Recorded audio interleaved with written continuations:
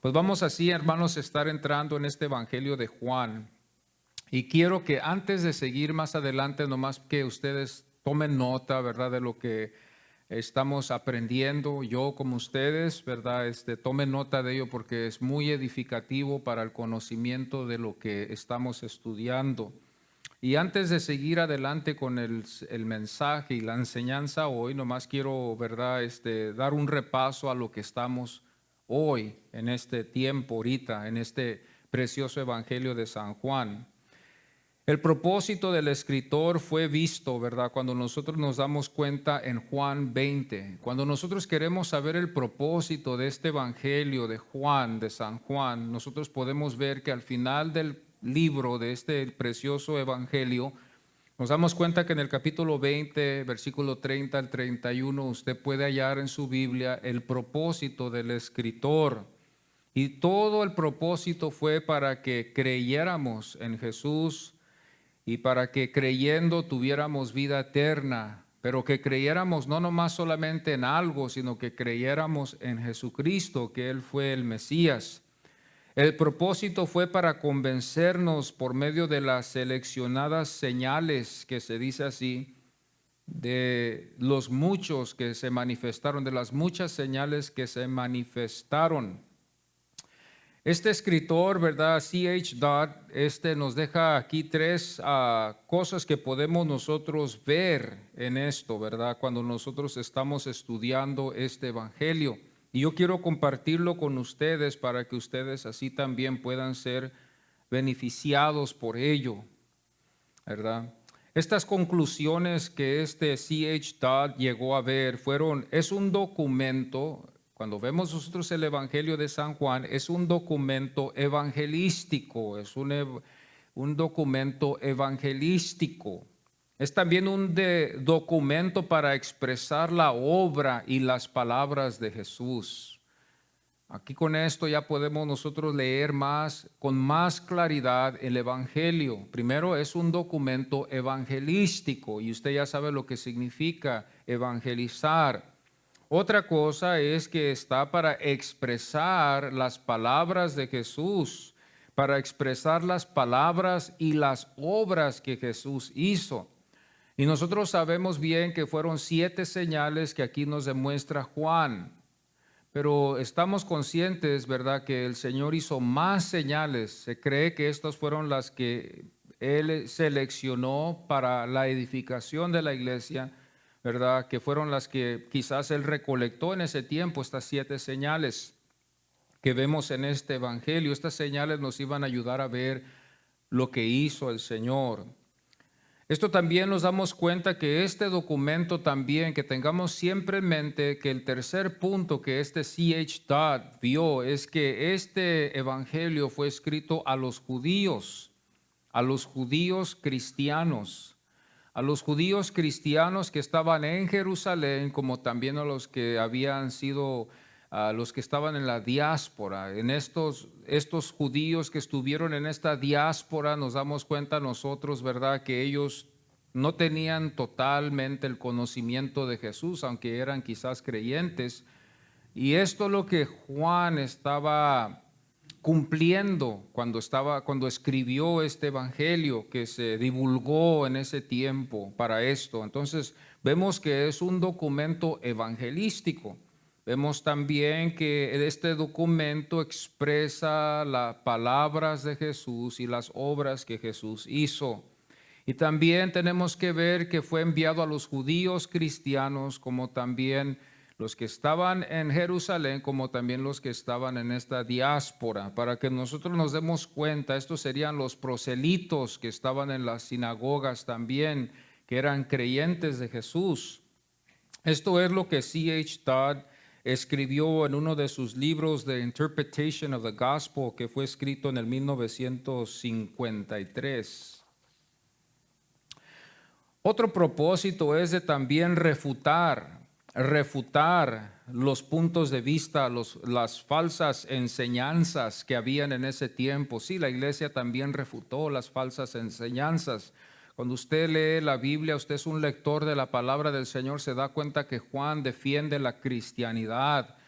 y defiende nuestra fe en el sentido de que nos enseña quién fue Jesús. Habían los gnósticos que habían ellos también tenido una cierta creencia en Jesús, pero era considerada como una herejía lo que los gnósticos estaban enseñando. Como hoy actual podemos ver también congregaciones que pueden ser, ¿verdad?, entre este título cristianos, pero tener herejías, falsas enseñanzas, que lo hay muchos hoy en estos tiempos, muchísimas iglesias. Yo lo siento por los que andan de lugar en lugar, porque hay peligro en eso, tenemos que tener mucho cuidado. Lamentablemente, ¿verdad?, justificamos de que todos son cristianos solamente porque están bajo el título cristiano, pero puede haber muchas falsas enseñanzas en ello.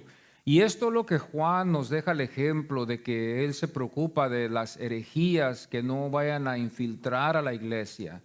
Y infiltrando la iglesia vayan a corrompir a la iglesia en la manera de pensar cómo fue Jesús. Y quién mejor que Juan el apóstol, ¿verdad?, que estuvo con Jesús, que caminó con Jesús, que escuchó a Jesús, conocer mejor a Jesús que los que no lo conocían, de los que no caminaron con él. El Evangelio de Juan se escribió en una forma polémica contra los gnósticos. Y esto lo podemos nosotros confirmar cuando vayamos nosotros a Primera de Juan. Estas epístolas de Juan, nosotros nos podemos dar cuenta, ¿verdad?, que ahí nos confirma de que esto así fue por esa razón. Entonces, cuando nosotros vayamos al Evangelio de Juan, esto nos puede ayudar a nosotros mucho si tomamos nota. Si tenemos una Biblia de estudio que es menester tenerla, hermanos, nos ayudaría primero leer la introducción a ese evangelio para que nosotros podamos tener una idea de lo que vamos a estar estudiando. No queremos solamente hacerlo en una forma necia de solamente leer el evangelio y hacer suponer muchas cosas. Queremos que saber lo que significa todo esto. Y esto también nos lleva también a tener mucho cuidado quién es el que nos va a enseñar, ¿verdad? Porque ya estamos hablando de una enseñanza. Una enseñanza requiere de que ese maestro sepa de lo que está hablando, porque si no sabe, vamos a ser todos dirigidos mal. Entonces a esto nos lleva, y esto quizás muchas de las veces se puede ignorar en muchos de nuestros grupos y congregaciones de hoy en día. Como yo estaba hablando con alguien hoy en esta semana, le dije, la iglesia está compuesta de personas que están buscando el sentimiento el mejoramiento de sus vidas. Y lamentablemente por esa razón la iglesia está en el estado que está, porque anda siendo llevada por los sentimientos y también por la razón de que está buscando solamente los bienes. De eso está compuesta la iglesia. Por eso estas cosas a veces chocan con alguna de las teologías que nosotros podamos tener, que todos tenemos una teología. Ahora vamos a entrar en esta enseñanza, ¿verdad? El domingo pasado nos dimos cuenta del significado de la palabra teológica monergismo, la enseñanza de la sola obra del Espíritu Santo, esta palabra monergismo. Vimos su historia que fue en el siglo XV y su propósito, el por qué fue usada en la Confesión de Fe de Augsburg. En la Confesión de Fe de Augsburg, su significado que fue y que es sola obra. Nos damos cuenta nosotros que esta palabra monergismo excluye todo lo que el hombre pueda hacer y glorifica a Cristo en la obra que el Espíritu Santo va a hacer en el pecador. Él es el que va a regenerar el corazón. Ya varias veces yo les he explicado a ustedes, ¿verdad? Que la palabra del Señor es vista como la semilla y todos podemos estar en acuerdo en eso. Pero si la semilla no germina, de nada sirve. Y Cristo por esa razón nos demuestra que el sembrador va avientando la semilla, tiene la bolsa y lleva las semillas y las avienta y queda de que la tierra provoque a esa semilla que germine y que después dé fruto, después al futuro. Entonces, la palabra del Señor, como es una semilla, queda que todavía el corazón esté preparado por medio del Espíritu Santo para que germine la semilla. Si el corazón tiene la semilla, pero el Espíritu Santo no obra en el corazón, es imposible que solo la palabra pueda hacer el efecto. Por eso nos queda a nosotros orar por estas almas que han recibido la semilla, como muchos lo han dicho, que nuestras familias tienen la semilla, que está bien, pero también tenemos que orar al Espíritu Santo, conforme la Biblia nos va a enseñar. Oremos para que germine, y en este caso va a tener que el Espíritu Santo tener que regenerar. El Consolador, cuando vendría, estará con la iglesia, convencería al mundo que tal amó el Padre del pecado que todo ser humano heredó. Tenemos que saber esto, que el pecado que nosotros tenemos nosotros lo heredamos de Adán. No nos dejó riquezas, no nos dejó todo eso, pero sí nos dejó el pecado. El pecado lo hemos heredado todos en diferentes cantidades, algunos más que otros, pero todos hemos heredado esta naturaleza pecaminosa que nos separa totalmente de Dios desde el momento en que nacemos hasta que recibamos a Jesucristo como nuestro único Salvador. Esto es más serio de lo que nosotros podamos pensar.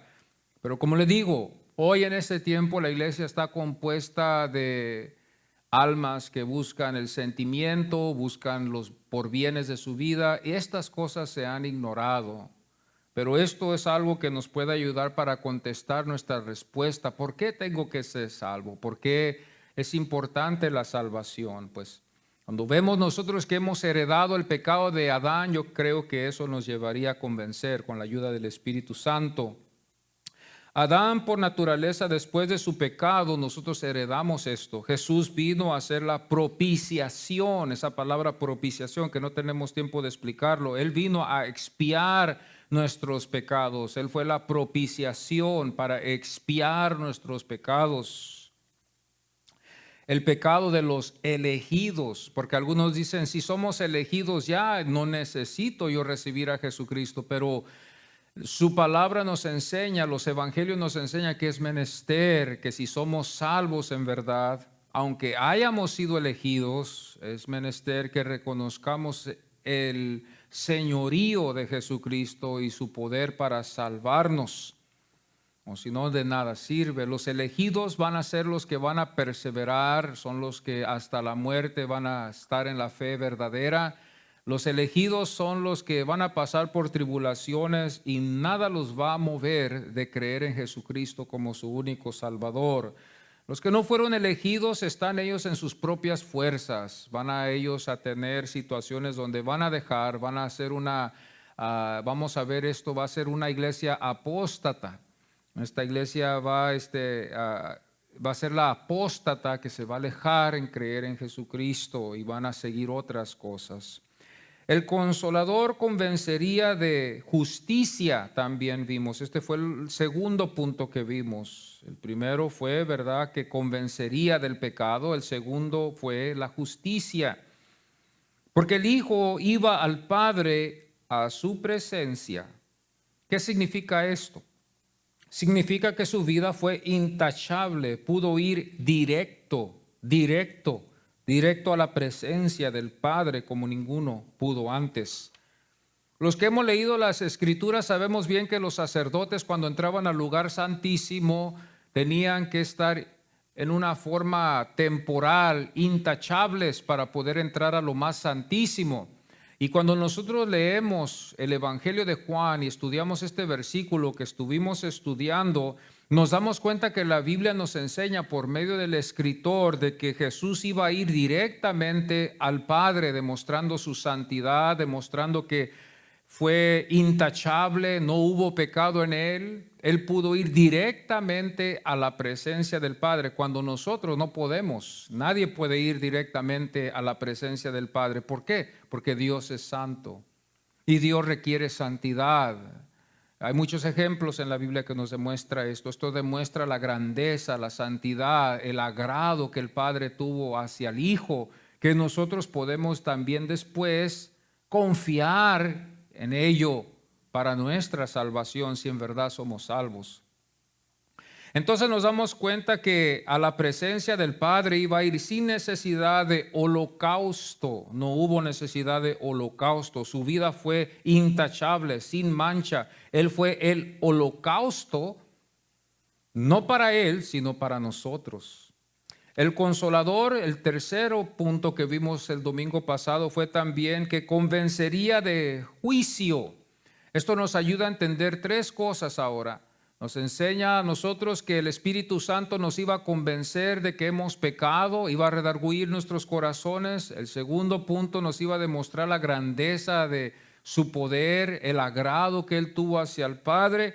Y lo tercero nos enseñaría que Él es el juez, Él es el juez de los jueces. El Consolador convencería de juicio. Toda autoridad le fue dada al Hijo, el Padre estaba en el Hijo y con el Hijo, así visto, toda autoridad es dada al Hijo. Así la sentencia es declarada sobre la cabeza de pecado. ¿Quién es la cabeza del pecado? Satanás, el adversario. Él es la cabeza, Él es el padre de mentira. Y cuando Cristo sentencia a Satanás, al mismo tiempo está sentenciando a los que están bajo la influencia de esta cabeza. Por eso a veces podemos pensar y querer justificarnos en decir que la sentencia solamente estuvo sobre Satanás y que todos quedamos libres. Pero no es así el caso, porque esa cabeza, ese padre de mentira, está mintiéndole a todo el mundo. El apóstol Pablo dijo que cegó el entendimiento de los del mundo para poder ver a Cristo. Y esto es lo que nosotros estamos viendo hoy, estos tres puntos que vimos, para que cuando leamos este evangelio veamos la obra que el Espíritu Santo solo puede hacer. Este es el monergismo, que hoy la iglesia ha cambiado ahora este punto de vista. Y lo ha visto ahora que la salvación se puede también alcanzar por ayudas que tenemos nosotros. Esto es triste porque pues nuestras generaciones estarán también aprendiendo eso igualmente. El Consolador así nos llevaría por el camino hacia la verdad, que es Cristo, el que da vida eterna a los que el Padre le dio antes de la fundación del mundo. Es muy importante saber esto, de que el Padre nos había a nosotros escogido aún antes de la fundación del mundo. No hubo ni el pecado que nos pudo separar del amor de Dios. Tiene más sentido esto ahora cuando leemos las Escrituras, ¿verdad? Porque se aplica de que el amor de Dios no puede ser estorbado para los elegidos que Él ha escogido para salvar. Hoy, esta mañana, vamos a valorizar esto, la ayuda del Consolador. Él nos guiará a Cristo. En el mundo hay muchas verdades, tenemos que llegar a ver esto. Hay muchas verdades, pero aquí no significa que no vamos a veces oír las falsedades. Va a haber casos donde a veces vamos a oír cosas falsas y tenemos que tener mucho cuidado. Sino que nos llevaría a la verdad, a Jesucristo. El Consolador lo único que iba a hacer y que es poderoso, nadie lo puede hacer, solamente el Espíritu Santo, el Consolador, es de llevarnos de la mano hacia la verdad que es Jesucristo. Cuando nosotros estamos en la iglesia, yo creo personalmente de que puede haber falsedades, aunque el Espíritu Santo algunos los está conduciendo a la verdad, puede haber falsedad detrás del púlpito, pero el Espíritu Santo es el que está encargado de llevar al creyente que el Padre escogió hacia la verdad que es Jesucristo. ¿De dónde me baso yo en esto? Bueno, cuando nosotros vemos la Biblia en los capítulos anteriores, nos damos cuenta de que Cristo reveló a sus discípulos y les dijo: yo soy el camino, la verdad y la vida. Y usted dirá, bueno, pues entonces, ¿por qué dijo Él el camino y ahora nos enseña otro camino? Bueno, otra cosa vamos a ver hoy en esta mañana, de que lo mismo que hizo Cristo lo iba a hacer el Consolador, pero ya no iba a ser físicamente. iba a ser espiritualmente. Cristo físicamente no iba a poder estar con nosotros físicamente, aunque, hermanos, Dios pudiera haberlo hecho, pero ese no fue el plan. Él iba a venir y estar con nosotros solamente por un tiempo y después el Espíritu Santo estaría con nosotros hasta el fin. La falsedad está alrededor nuestro. Yo quiero que ustedes sepan siempre, aún en las iglesias hay falsedad y hay iglesias donde hay más falsedad que otras. Tenemos que tener mucho cuidado, pero como les dije al principio, si somos salvos, si somos elegidos por el Señor nos llevará de la mano. No a todos, pero Él llevará a los elegidos solamente de la mano, no a todos. Entonces tenemos que ver esto también. Yo quiero ser salvo, yo quiero ser elegido, yo quiero que todo sea verdadero para que yo pueda estar con el Señor, o si no sería una falsa esperanza. Él glorificará a Cristo. La importancia es de glorificar a Cristo. Esa es la importancia y debe ser en el futuro. Cristo solamente, esto fue lo que los reformadores nos enseñan a nosotros. El glorificar a Cristo, la importancia es y debe ser en el futuro. Cristo solamente debe de ser glorificado. Nosotros fácilmente podemos ver a otros lugares donde glorifican otras cosas, donde exaltan otras oraciones, donde buscan otros medios para llegar al cielo. Eso no iba a venir el Consolador. El Consolador no iba a venir para demostrarnos todos los caminos hacia el cielo. Él nos iba a demostrar solamente el único camino, que es Cristo Jesús. Él sabría también, no tan solo iba a glorificar a Cristo, pero sino que también Él sabría de Cristo. Si hay uno que lo sabe todo, es el Consolador. Si hay uno que conoce a Cristo, si hay uno que conoce al Padre, es el Consolador. Él es el que queremos que esté con nosotros, porque Él iba a saber, o Él sabe, Él sabía, si lo podemos decir así, Él sabía, Él sabe y Él sabrá. Él es el mismo siempre, el Consolador, como también lo fue el Hijo y como también lo fue el Padre. En su naturaleza espiritual el Hijo fue el mismo, en su naturaleza temporal no lo fue, pero en su naturaleza espiritual sí lo fue. Y vamos ahora a abrir nuestras Biblias. Les invito a que vamos a abrir nuestras Biblias hoy y vamos a ir al Evangelio de Juan, como todos ya hemos ido ahí los domingos pasados, y vamos a ir al capítulo 16. El capítulo 16, vamos a leer esta lectura y vamos a estar entrando en este capítulo, en estos versículos 12 al 15. No quiero tomar mucho tiempo, pero sí voy a tratar de profundizarme un poquito con ustedes. Les pido que por favor tomen nota también de lo que estamos aprendiendo hoy en esta mañana. Vamos a, así en reverencia, ponernos en pie siempre, ¿verdad?, a la lectura, a la palabra del Señor. Y vamos a leer aquí en el versículo 12 al 15 y vamos a leer aquí del capítulo 16 en esta lectura, en esta enseñanza. Y Jesús les dice: aún tengo muchas cosas que deciros, pero ahora no las podéis sobrellevar.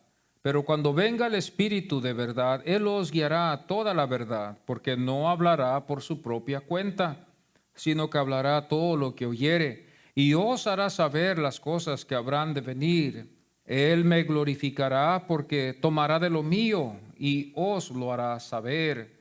Todo lo que tiene el Padre es mío, por eso dije que tomará de lo mío y os lo hará saber. Podemos tomar nuestros asientos. Estos 3 versículos vamos a estar estudiando hoy en esta mañana, 3 puntos que vamos a estar viendo. Él guiará a Cristo, Él guiará a Cristo, Él glorificará a Cristo, es el segundo, y Él sabrá de Cristo. Yo sé que voy a tener que explicar un poquito porque quizás podemos, ¿verdad?, malentender lo que he dicho, pero Él guiará a Cristo, Él glorificará a Cristo y Él sabrá de Cristo. Entonces, lo primero que vamos a ver en el versículo 13 es, Él guiará. La Biblia dice, Él os guiará a toda la verdad. Si leemos esto sin la ayuda de los otros capítulos y solamente leemos este versículo, vamos a pensar nosotros que todo lo que esté delante de nosotros va a ser verdadero. Y más que todo por la ignorancia de los otros capítulos que hemos leído. Y podemos pensar nosotros, ¿verdad? Decir, el Espíritu Santo me llevará a todas las verdades y todo lo que está frente de mí es verdad, porque yo tengo el Espíritu y tengo más que todo la promesa de Jesús, que así va a ser. Me va a llevar a las iglesias donde se habla la verdad, me va a llevar con hermanos verdaderos, me va a llevar a planes que van a durar, a perdurar, que van a ser verdaderos. Pero esto no es lo que Cristo nos quiso enseñar aquí por medio de la enseñanza de los apóstoles. Él nos quiso enseñar aquí algo tan sencillo, pero también al mismo tiempo tan poderoso que lo puede ser, de que el Espíritu Santo nos iba a guiar a Cristo. El Espíritu Santo nos iba a guiar a Cristo. Él es el que nos iba a dirigir a su presencia. Esto lo podemos ver nosotros, mis hermanos, en Isaías 63, en el capítulo 63, 11 hasta el 14. Estaba yo viendo que la Biblia nos enseña en el versículo 14 y dice, el Espíritu de Jehová los pastoreará. El Espíritu de Jehová los pastoreó. El Espíritu de Jehová los pastorea. Estamos hablando de que el Espíritu de Jehová, el Consolador, iba a pastorear a los creyentes en Jesucristo. Esto no es algo que está fuera de la Biblia, que sea algo que no es bíblico, lo que dijo Cristo, sino que aquí lo vemos en Isaías 63, en el versículo 11 al 14. Y el 14 dice, el Espíritu de Jehová los pastorea. El Salmo 139, versículos 7 al 10, la Biblia también nos demuestra la guianza del Espíritu. Nos demuestra que todo creyente será dirigido por el Espíritu de Dios. Todo creyente, como usted, como yo, todos seremos dirigidos. Nuestra confianza es de que el Espíritu nos va a dirigir hacia la verdad que es Cristo. Hay muchas verdades en el mundo, pero eso no significa que el Espíritu Santo nos va a dirigir a todas las verdades del mundo, ni que todo lo que esté delante de nosotros va a ser verdadero. A veces nos vamos a topar con falsedades, aún teniendo al Espíritu Santo, pero podemos pedirle al Espíritu Santo que nos ayude, y si está en la voluntad del Padre, nos ayudará. El versículo 10 dice, aún ahí me guiará tu mano. Es bueno decir a veces, Señor, guíame tú y no yo a ti, ¿verdad? Porque queremos que Dios sea el que nos guíe. Señor, toma mi mano en vez de que yo tome la mano del Señor. Que el Señor toma nuestra mano, estamos de seguros en su plan. Si yo tomo su mano, va a haber tiempos donde lo voy a soltar, va a haber tiempos donde me voy a desviar, va a haber tiempos donde me voy a caer, pero si Él me sostiene, téngalo por seguro que nos va a llevar al propósito. Esta es la confianza que todo creyente debe de tener de su presencia, la presencia de la verdad que es Cristo Jesús. Otra vez, la verdad no son las verdades del mundo, no son las verdades que escuchamos de nuestros familiares, no son las verdades que vemos a veces en la tele, no son las verdades que a veces pueden ser malas noticias de los doctores, sino que la verdad que está hablando la Biblia es solamente de Cristo Jesús, que el Espíritu Santo, el Consolador, ya que la palabra consolador, como lo había, les había dicho a ustedes la vez pasada, en el griego es parakletos, se ha definido de que es, hermanos, el que está a nuestro lado, el que nos aconseja, el que nos dirige en casos difíciles en la vida.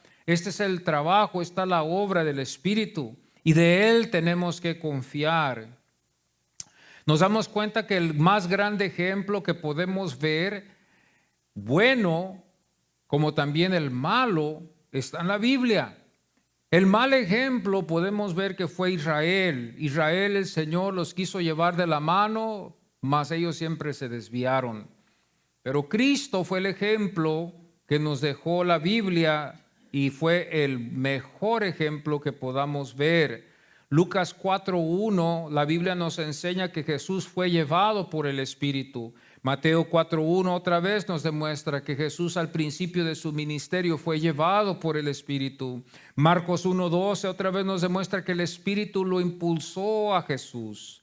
El pueblo de Israel fue, hermanos, llevado por la mano, pero hubo muchos tiempos donde se desviaron, pecaron, entraron en idolatría, entraron ellos en otras cosas que desagradó al Padre, y que el Padre así por esa razón los disciplina durante el tiempo que ellos pecaron. Pero vemos que el Padre nunca disciplinó al Hijo, lo disciplinó sin merecerlo para que esa fuera para nuestra salvación. Jesús, así como nos deja el ejemplo en los evangelios de Lucas, Mateo y Marcos, nos demuestra también que la iglesia al inicio, Hechos 13:2, ellos fueron dirigidos por el Espíritu. Esto es algo que la iglesia debe de anhelar siempre, de ser dirigidos por el Espíritu. Hechos 13:2. Por eso el verdadero Hijo de Dios es llevado por el Espíritu de Dios mora en él. Ha hecho una regeneración en su corazón. No puedes ser hijo de Dios por la carne, ni por nacimiento, ni por alguna inocencia de naturaleza que no supiste. No podemos nosotros llenar lo que el Padre requiere de nosotros. Ya fue dicho, ya es, y así es como el Padre lo quiere. Nos demuestra en Hechos 13:2, dijo el Espíritu Santo, Hechos 15:28, porque ha parecido bien al Espíritu y a nosotros. Fíjese bien que ellos son llevados por el Espíritu. El pastor debe de ser llevado por el Espíritu. Los líderes en la iglesia deben de ser llevados por el Espíritu. Y la iglesia después debe de también ser llevada, no por la carne, pero por el Espíritu. Cuando hablamos de la carne, estamos hablando de nuestros deseos carnales, con los deseos que usted nació, con los que yo nací. Esos son los deseos que nacimos. Ahí es donde a veces choca y va a chocar siempre el espíritu con la carne. Y vamos a veces sentirnos tristes porque va a haber una lucha entre el espíritu y la carne, que es su naturaleza. Por eso la palabra del Señor nos enseña a sujetarnos al espíritu. Jesús así nos enseña en Isaías 59:21 y dice: y este será mi pacto con ellos, dijo Jehová, el espíritu mío que está sobre ti y mis palabras que puse en tu boca no faltarán de tu boca ni de la boca de tus hijos. Esta es la promesa, que el espíritu iba a estar en sus hijos. Esto lo hallamos en Isaías 59:21. Entonces vemos el ejemplo, al principio lo vemos en Isaías, lo vemos después en uno de los salmos, después vemos el ejemplo que nos demuestra la Biblia en los evangelios, después vemos que esto rebosa a la iglesia y debe de rebosar aún hoy, y que después nos damos cuenta que así es como el Padre lo quiso. El segundo punto que vemos en el versículo 14 dice la Biblia: Él me glorificará. Él me glorificará.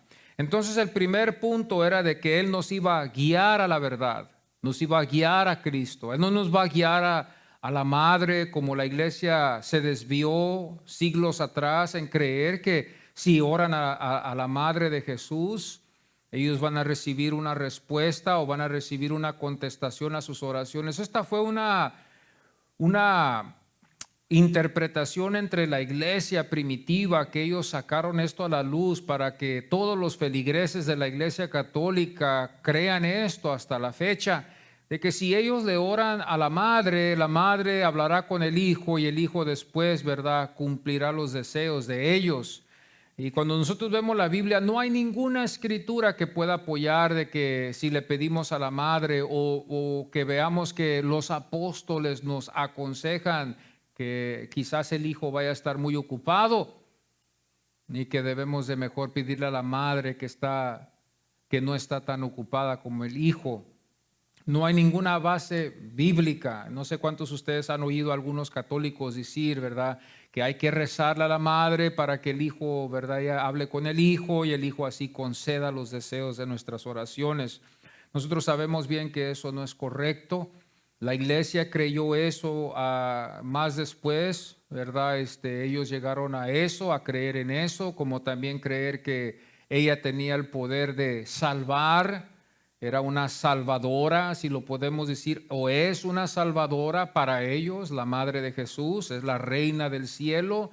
Ella tiene este poder, pero la Biblia nunca nos enseña esto en claridad de que ella lo es. Ese es el primer punto. El Espíritu Santo nos iba a guiar a Cristo. Nos iba a guiar a Cristo. El segundo punto, nos damos cuenta que Él glorificará a Cristo. Él glorificará a Cristo. Esto lo hallamos nosotros en el versículo 14. Dice, porque tomará de lo mío. Tomará de lo mío. Y me adelanté un poquito en darles esto, pero al principio nos enseña que Él iba a glorificarlo. Lo iba a glorificar. Nos damos cuenta nosotros que el Evangelio de Juan hay muchas citas que nos demuestra de esta gloria y quiero profundizar un poquito si es esto. En Juan capítulo 17 versículo 5 dice, glorifícame tú al lado tuyo con aquella gloria que tuve contigo antes.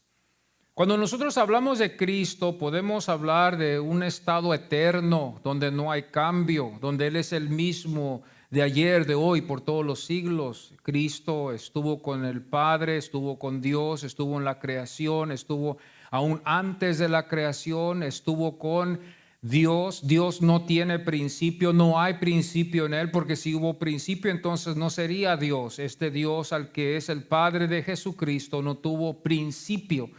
Y nuestras mentes a veces no pueden captar esto. ¿Por qué? Porque estamos acostumbrados a ver el principio, el origen de todo. Pero Dios no tuvo origen y Dios no tuvo principio.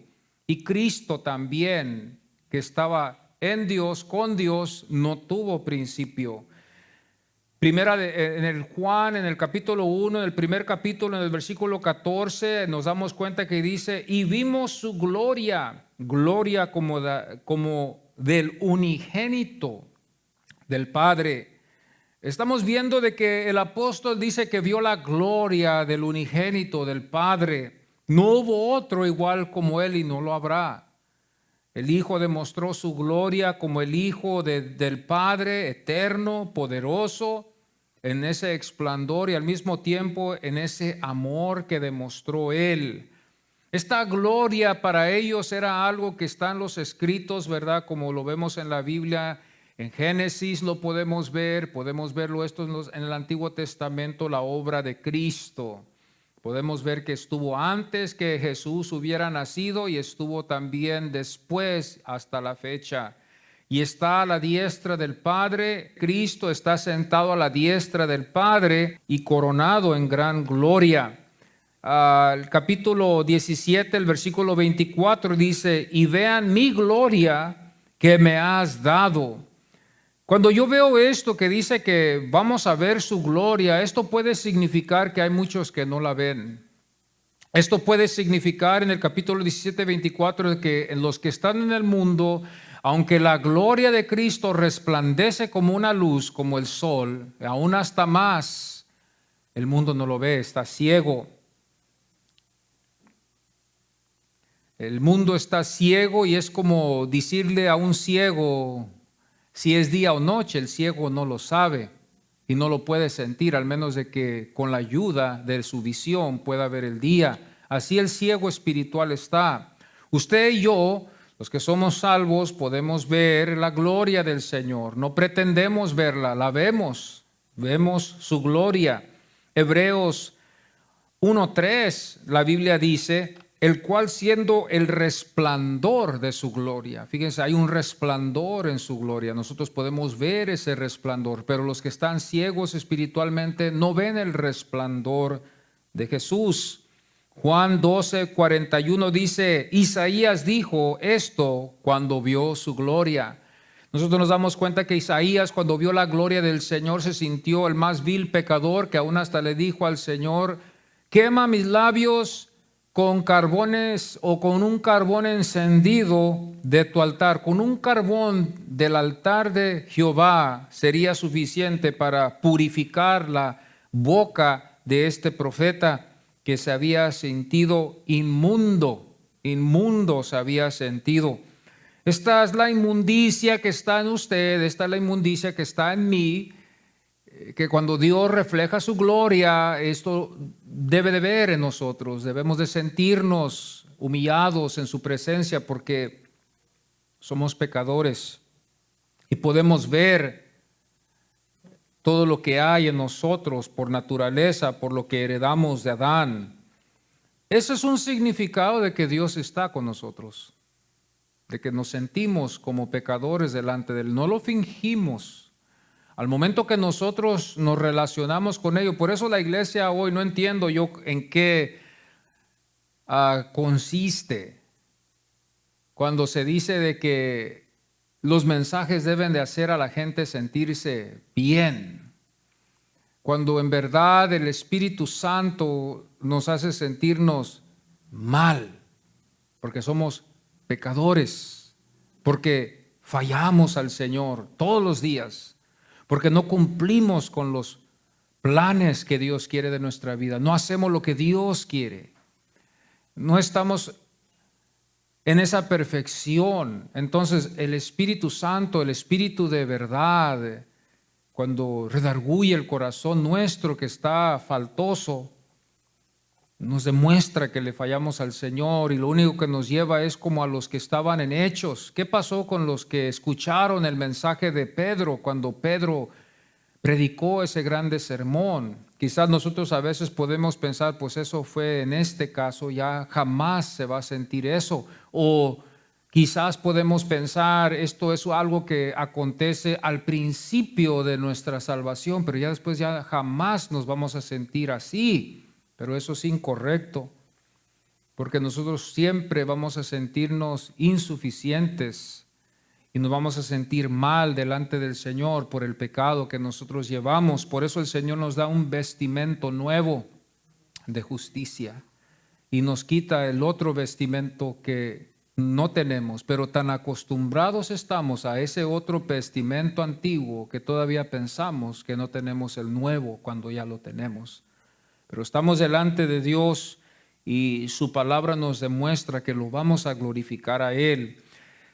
Juan 13:32 dice, si Dios es glorificado en Él.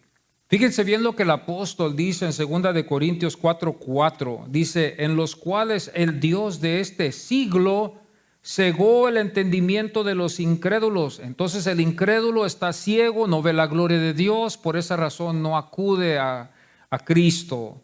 Y esto todo a base al Evangelio, porque la Biblia dice para que no les resplandezca la luz del Evangelio de la gloria de Cristo.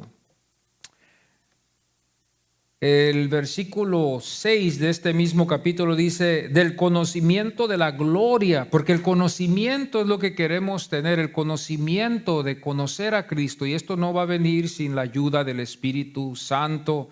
Por eso nosotros le pedimos al Espíritu Santo que nos ayude a entender su palabra. Aquí tenemos que hacer tarea, aquí es donde queda lo que no es fácil para todo verdadero creyente, es estudiar, leer las Escrituras, estar al tanto en las Escrituras. La palabra de Dios yo creo que se debe de predicar más que todo a Cristo Jesús, que es el Salvador. Debemos de siempre estar aprendiendo de Cristo Jesús, lo que Él hizo por nosotros y lo que nosotros también hicimos para estar en el estado en que estamos hoy como pecadores. Nosotros pecamos como nuestro padre Adán pecó. Algunos dicen, bueno, yo no he pecado, yo nunca he quebrado la ley, yo nunca he mentido. Bueno, pues en Adán todos estamos destituidos. Desafortunadamente yo tuve que quebrarle la noticia. Le tuve que decir, ¿verdad?, que por Adán todos estamos destituidos por la gracia del Señor. Así entonces nos damos cuenta que el Espíritu nos iba a guiar a Cristo, a la verdad. Él iba a glorificar a Cristo. Nos damos cuenta, ¿verdad?, que estos 3 versículos, el plan y el propósito del Consolador es de glorificar al Hijo, no a nadie más. El Padre, el Hijo y el Espíritu Santo que está aquí con nosotros. Por eso podemos ver cómo está tan desviada la iglesia tradicional. Cuando yo veo esto, yo veo que está desviada y necesita escuchar el Evangelio de Jesucristo. No son salvos, al menos de que el Señor está haciendo una obra en sus vidas y está sacando almas de ese lugar, porque yo creo que Dios también está obrando a través del Evangelio que se predica. Pero hay que explicarse esto, y esto queda de que la iglesia lo explique entre todo lo que tiene que explicar, de todas las veneraciones que les hacen a los santos, de todos los rezos que les hacen a sus santos, de todas las enseñanzas que ellos tienen de sus santos y de sus sacramentos y de sus tradiciones. Entonces yo veo a Cristo en un lugar donde está debajo de tantas cosas. Ahí está Él. En eso Cristo debe de resplandecer. Él debe de ser el único que resplandece. Entonces, la pregunta sería, ¿los católicos necesitan escuchar el Evangelio? Claro que sí. Y yo creo que aún hasta algunos cristianos que están en las iglesias necesitan escuchar el Evangelio para recibir a Jesucristo en sus corazones en verdad. Porque hay muchas congregaciones donde no se habla el Evangelio, qué hizo Cristo por nosotros y por qué lo hizo. Y por esa razón yo creo que sí se debe de muchas de las veces aún hasta no tanto una reconciliación, pero tanto una entrega total, porque no conocemos nosotros el Evangelio. Y todo esto por razón de que no se está predicando a Cristo, no estamos aprendiendo quién fue Jesús para nosotros. Bendito sea el Señor. Entonces, el propósito de la iglesia, conforme a este versículo, conforme a lo que Cristo nos demuestra, el Hijo de Dios, es de glorificar a Cristo. Iba a ser glorificado. Y otra cosa que vemos en el versículo 15, ya para cerrar, Él sabría de Cristo, o Él sabe, sabrá y sabría. 3 cosas: Él sabía, Él sabe y Él sabrá. Él sabrá de todo. Él, mejor que ni nosotros, conoce al Hijo de Dios. Si hay alguien que conoce al Hijo, es el Espíritu Santo que estuvo con el Hijo. Si hay un testigo que puede hablar a favor del Hijo, es el Espíritu Santo que da testimonio, porque estuvo con Él desde la concepción, desde que vemos nosotros que el Padre había escogido a su madre como ese vaso que iba a dar a luz al Mesías. Nos podemos dar cuenta de que el Espíritu Santo estaba allí de testigo. Pero nosotros a veces podemos pensar que solamente el Espíritu Santo es el único que queda de testigo, pero usted y yo estamos también con esa grande responsabilidad de ser también testigos, aunque no en esa forma perfecta, ni en esa forma poderosa de poder regenerar un corazón, pero somos testigos para llevar el Evangelio de Jesucristo. El versículo 15 dice, y os lo hará saber.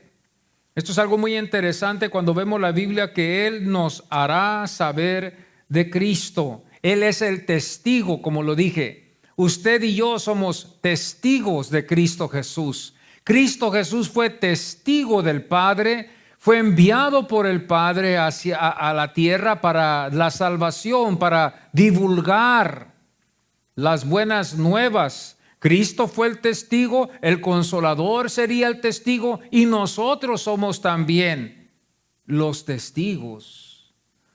La secta de los testigos de Jehová, ellos dicen que no hay un testigo, el testigo son ellos, porque ellos son los que son llamados a ser los testigos. Esto es lo que ellos han dicho. Cuando nosotros vemos su doctrina de ellos no creen en el Espíritu Santo, porque ellos ven que eso fue directamente a los apóstoles, que ellos tenían que ser los testigos visibles aquí en la tierra. Ellos así lo creen. Por esa razón muchos de ellos se llaman testigos. Y creo que esa debe ser la razón más segura. Ellos se consideran los testigos. Ellos no tienen la fe de que el Espíritu Santo regenera el corazón. Eso es otro punto de vista que lo ven de ellos diferente. Ellos son los testigos, ellos son los que llevan el testimonio de Cristo Jesús, ellos son los que tienen la grande responsabilidad de llevar el evangelio y de cambiar a las almas, de inculcarles sus doctrinas a ellos. Pero nosotros los evangélicos, escúchenos bien, nosotros creemos que al lado nuestro está el testigo que Cristo Jesús nos dejó, que es el Espíritu Santo, que iba a hacer la obra invisible en el corazón del pecador que escuchara el evangelio. Por eso esto es muy importante que ustedes lo sepan bien, que al lado nuestro o al lado del testigo fiel, que es el Espíritu Santo, como lo fue el Hijo, nosotros también somos llamados a ser testigos. Yo creo que, no sé si se podría decir así, donde nosotros no podemos, Él puede. Donde nosotros no podemos, Él sí puede. Él va a poder lograr lo que nosotros no podemos lograr. ¿Qué es eso? De regenerar el corazón más que todo. De convencer al pecador que está en pecado.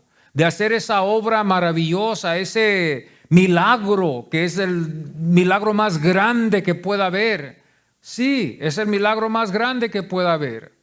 El milagro más grande que pueda haber no es una sanidad física, no es un trasplante de un órgano, eso es algo que puede acontecer, pero el más grande milagro sería de cambiar el corazón de un pecador que no cree en Dios, que no ha nacido con esa fe.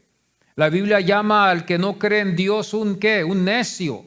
Y así hemos nacido conforme a la Biblia en esas necedades. La necedad está en el niño, en el bebé. Hay necedad en nosotros. Y si Dios no cura esa necedad, así va a crecer a ser ese niño a hombre necio que no cree, porque esa es su naturaleza en la que hemos nacido. Y nos lleva a nosotros a estar agradecidos con el Señor, porque la Biblia nos enseña, el necio dice, no hay Dios, no cree en Dios. Entonces, si no hay Dios, no cree en Dios, significa que todo lo que ve alrededor de él, lo ve al punto de vista como él piensa que es y como debe de ser. Es un pensamiento que no es válido, que delante de Dios, Dios, como dice el salmista, se ríe de eso, se ríe porque no es verdad. Entonces, el tercer punto dice, él sabría de Cristo. Ese es el tercer punto, porque al final, en el versículo 15 dice, y os lo hará saber.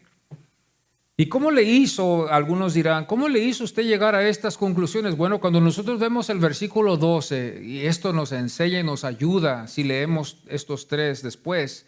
El versículo 12, vean sus Biblias, si ustedes pueden hacerme el favor. Y dice la Biblia, en el capítulo 16, versículo 12, dice la Biblia, aún tengo muchas cosas que deciros, pero ahora no las podéis sobrellevar. Esa palabra sobrellevar significa que no les puedo decir yo todo. Si les digo yo todo lo que les tengo que decir, no se va a poder hacer. Aquí vemos algo imposible que se pueda hacer por la naturaleza nuestra como seres humanos. No podemos sobrellevar todo. Es como decir, vamos a tener una enseñanza y ahorita les voy a dar todo el evangelio, les voy a dar todas las doctrinas de la Biblia en este momento en el que estamos aquí hoy. Imposible, se iban a cansar. Muchos de ustedes están dormidos quizás, no sé, pero se van a dormir, se van a enfadar, se van a aburrir, se van a desviar en otros pensamientos. No podemos, ya después de 20 minutos ya la mayoría, yo estoy hablando ahorita solo porque la mayoría ya perdió, ya no está sintonizado en el mensaje, ya estamos en otros pensamientos. Ya después de 20 minutos es dicho que ya después el ser humano ya no puede captar ya muchas cosas. Pero así por esta razón Jesús les enseñó esto en el capítulo 13, capítulo 14, capítulo 15, capítulo 16, capítulo 17. Es preciosa las palabras del Señor, pero había más que todavía Cristo no les dijo. Pero esto se lo dejó, este trabajo, esta obra se la dejó al Espíritu Santo, que les iba a enseñar a ellos después qué era lo que significaba esto. Ellos todavía no podían entender de que se iba a ir, y menos entender de que iba a morir por los pecados. Era mucho para ellos que pudieran ellos creer aún hasta la resurrección, mucho más que el Señor les hubiera dicho: y voy a ascender al Padre en vista de todos ustedes. Imposible, no iban a poder, iban a surgir demasiadas preguntas de parte de ellos, porque no iban ellos a poder comprender las grandezas del Señor. Entonces, por eso este versículo 12, cuando leemos la lectura, dice: aún tengo muchas cosas que deciros. El Señor ya va a partir, ya está para partir a la muerte de la cruz. No hay tiempo, no se presta las horas, el tiempo está corriendo, ya es hora de ir al lugar donde fue predestinado ir el Señor. Pero Él dijo, nos deja la promesa a todos de que el Espíritu Santo nos ayudaría a entender estas cosas después. Porque dice: pero no se pongan tristes, no piensen que aquí quedamos solamente, no piensen que los voy a dejar a la mitad o al principio de algo sin terminarlo. Porque dice, pero, y gracias a Dios por ese pero. Cuando venga el Espíritu de verdad, Él los guiará a toda la verdad. Toda la verdad, ya sabemos bien, es Cristo. No estamos hablando de las cosas terrenales. Nunca vayan a pensar ustedes que porque tengo el Espíritu Santo, Él me va a llevar a todas las verdades. Y mañana se va a topar usted con un falso maestro o con una falsa enseñanza y usted vaya a pensar: oh, Espíritu Santo, tú ya me fallaste. ¿Por qué? Porque me engañaron. Caí en engaño. Dice: Él os guiará a toda la verdad, porque no hablará por su propia cuenta. El trabajo del Espíritu Santo no es de glorificarse Él. El Espíritu Santo, su trabajo es de llevarlo solamente a usted a Cristo, es todo. Llevarlo a Cristo desde su inicio de salvación hasta el final, cuando usted esté delante de Él un día en la eternidad. Ese es el trabajo del bendito Espíritu Santo en la vida del creyente, del verdadero salvo, de preservarlo, de cuidarlo. Y todo se puede aplicar aquí. Si usted lee la Biblia, usted va a saber bien, todo se puede aplicar de todas las promesas. Cuando dijo Pablo, no hay nada que pueda separarnos del amor de Dios. Nada nos puede separar del amor de Dios. Pero ahora, siempre y cuando seamos en verdad verdaderamente salvos, porque Él quiso salvarnos. Esta es otra cosa que nosotros debemos entender. Nosotros no le decimos a Dios, sálvame, porque nosotros le decimos a Dios que nos salve. Es porque Él ya lo decidió y porque nos abrió nuestros ojos para verlo y le pedimos, sálvame.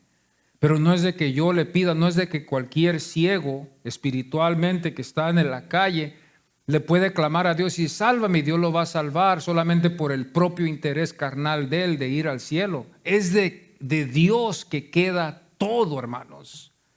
Esto nos deja a nosotros nos deja vulnerables a Él. Veamos los ejemplos de Abraham. Veamos los ejemplos que le hizo a su pueblo. Él los inicia, no es el pueblo a Él. El pueblo está ciego, está perdido, está desviado. El hombre en su naturaleza no le interesa nada de Dios, al menos de que sea Dios el que está interesado en ese tal pecador. El hombre no le interesa nada de Dios, nada. Lo único que a nosotros nos interesa son los bienes de Dios, la prosperidad de Dios, la vida que Dios puede darnos, los bienes que solamente nos da. Pero que nosotros queramos conocer a Dios, el hombre no está en ninguna forma interesado en conocer a Dios, al menos de que sea Dios el que esté interesado en conocer al pecador. El hombre solamente quiere sus bienes. Y aquí es donde se justifica las bendiciones. La Biblia dice, porque el sol va a brillar. Usted ha leído la Biblia, usted sabe bien, dice, va a brillar el sol sobre el bueno como el malo. Entonces el malo puede ser bien bendecido, como le llamamos hoy, rico, dinero, prosperidad, todo, como el justificado que puede ser pobre, faltoso, sin necesidad de nada, porque el sol va a brillar parejo con todos. Entonces nunca pensemos y nunca seamos engañados por la prosperidad de alguien, de que es salvo o de que Dios lo ha favorecido en algo. El sol, dice la Biblia, brilla sobre el bueno y sobre el malo. Y si Dios en su bondad nos ha demostrado estos bienes, Él ha sido bueno. Pero eso es una cosa y la salvación es totalmente otro punto, totalmente muy diferente a la bondad y a la salvación. Son dos puntos muy diferentes que no se pueden comparar. Dice la Biblia, Él me glorificará porque tomará de lo mío y os lo hará saber. Todo lo que tiene el Padre es mío, por eso dije que tomará de lo mío y os lo hará saber. Fíjense bien las palabras de Cristo, hermanos, en el versículo 15 o en el 14, porque tomará de lo mío, dice, y os lo hará saber. Y luego mire lo que dice aquí la grandeza. Todo lo que tiene el Padre, todo lo que Dios tiene, todo su eterno poder, todo lo que Él hizo es mío, dice Jesús. Mío. Él es el dueño. Cristo Jesús es el dueño de todo lo que el Padre ha hecho, toda su creación, toda su gloria, toda su potestad, toda su autoridad, el Hijo la tiene. Fíjese que usted y yo no podemos decir eso. Al menos de que estemos en Cristo. Cristo nosotros podemos decirlo, que Él nos espera una gloria especial para nosotros los que hemos creído en Jesucristo, porque así lo ha prometido Él, a bases a lo que ha prometido Él, claro.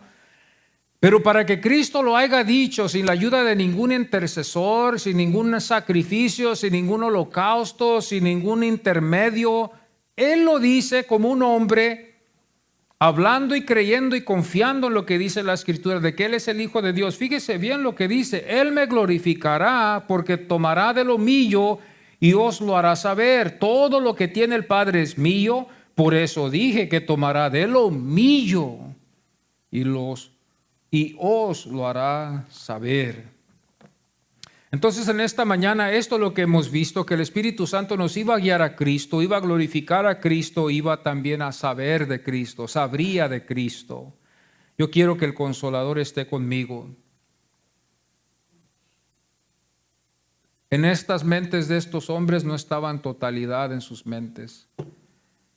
Ellos no iban a poder captar todo, no estaba en totalidad en sus mentes. No podían ellos entenderlo. Como hoy en la mañana, quizás algunos no podemos entender esto.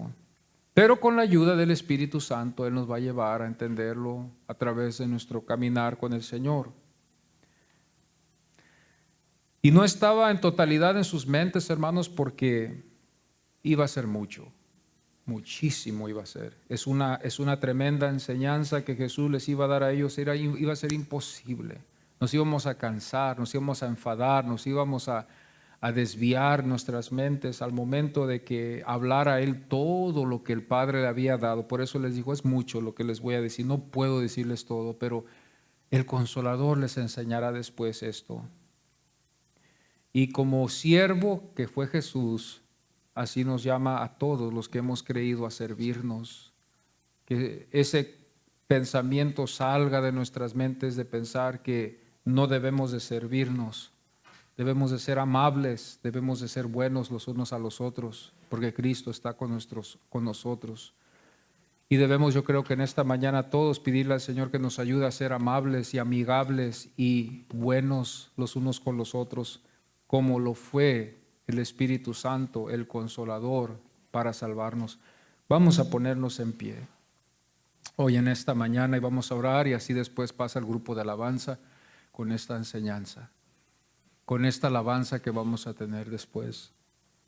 Padre, muchísimas gracias te damos en este momento, Señor, por este privilegio que tú nos has concedido de poder ver a Cristo, Señor, la obra que Él iba a hacer en nuestras vidas, Señor. Te damos muchas gracias porque tu palabra nos enseña y podemos apreciar lo que tú has dicho, aunque no estuvimos allí, Señor, pero podemos apreciar la ayuda del Espíritu Santo y apreciar esta salvación que no es para todos, pero sino para los elegidos que tú has escogido.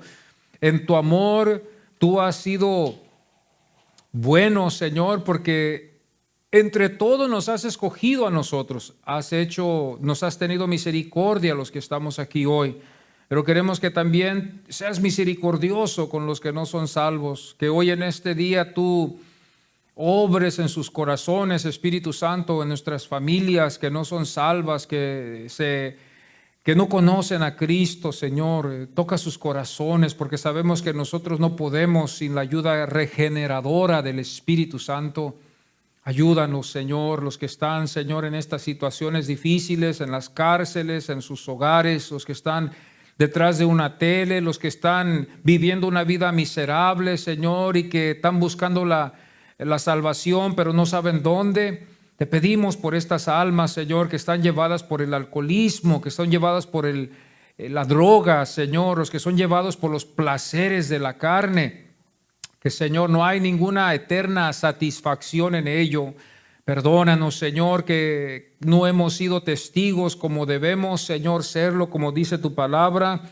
Señor, somos siervos inútiles, que hacemos solamente lo que podemos hacer, Señor, y es todo. Perdónanos, Señor, y ayúdanos, bendito Señor, para ser esos siervos amables, buenos, como tú lo eres, y ser esos testigos que debemos de ser. Perdónanos que no lo somos, ayúdanos para hacerlo, para que así mañana podamos, Señor, hacer este trabajo que tú nos has encomendado a nosotros aquí en la tierra, a ser testigos fieles hasta el fin.